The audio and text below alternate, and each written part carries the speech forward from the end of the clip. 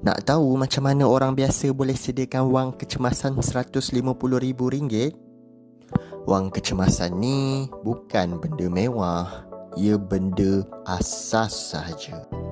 Sebab kalau tiba-tiba jatuh sakit kritikal atau tiba-tiba kalau pasangan meninggal dunia, dengan wang kecemasan RM150,000 itulah kehidupan keluarga masih boleh dapat diteruskan. Tapi masalahnya, kecemasan tak tunggu kita kaya. Boleh jadi sebelum kita sempat kumpul wang kecemasan RM150,000, tiba-tiba sakit yang datang dulu. Jadi macam mana nak kumpul RM150,000? Kebanyakan orang mula dengan cara yang paling mudah. Simpan sikit-sikit. Lama-lama jadi bukit. Contohnya, simpan RM1 sehari. Kalau dah sebulan, dapat lebih kurang RM30. Okey, sekarang kita ambil kalkulator, kita buat kira-kira.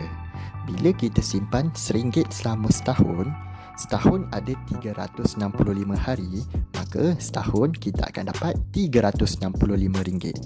Jadi, berapa lama kita nak kumpul wang kecemasan RM150,000? Maka RM150,000 perlu dibahagikan dengan 365 hari. Maka kita akan dapat 410 tahun je. Weh, biar betul weh. Nak cukup RM150,000 ambil masa lebih kurang 410 tahun. Jadi, apa cara bijak nak kumpul RM150,000 wang kecemasan? Jawapannya melalui hibah takaful.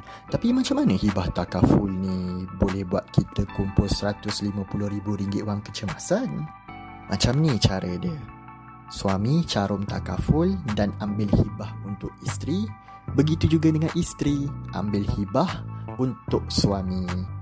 Apabila salah seorang mengalami sakit kritikal seperti lumpuh ataupun meninggal dunia, pasangan akan dapat pampasan RM150,000. Kaedah ini dinamakan sebagai cross hibah ataupun hibah silang. Hanya serendah RM1 sehari sahaja, iaitu RM30 sebulan, anda boleh dapat pampasan sebanyak RM150,000 sekiranya anda mengalami lumpuh ataupun meninggal dunia. Tapi ingat, promosi ni sehingga 31 Januari 2026 je. Anggaran kiraan RM30 ni biasanya untuk lelaki umur 20 hingga 30 tahun. Kalau umur lebih tinggi, biasanya harga dia tak jauh beza sangat pun. Jangan risau, anda boleh guna kalkulator takaful, boleh try guna link di bawah. Macam ni cara gunanya. Selepas tekan link kalkulator takaful, anda akan nampak paparan seperti ini dan isi butiran anda. Contoh saya isi butiran saya, pilih pelan, hibah takaful, nama penuh anda, tarikh lahir, nombor telefon, pekerjaan, jantina dan status merokok, sama ada ya atau tidak. Tekan button get quotation dan anda akan nampak paparan seperti ini.